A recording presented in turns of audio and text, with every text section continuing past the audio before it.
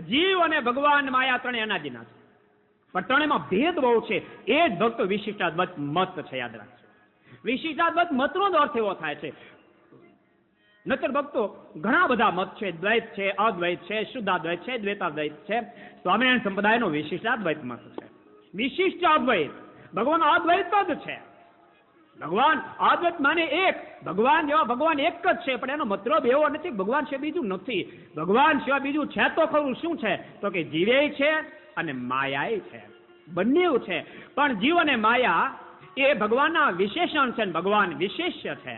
યાદ રાખજો, જીવે છે માયાએ છે, પરંતુ બંને કરતા અનેરું કોઈ હોય તો પરમાત્મા છે. આ વિશિષ્ટાદ્વૈત મત છે. આ વિશિષ્ટાદ્વૈત મત છે.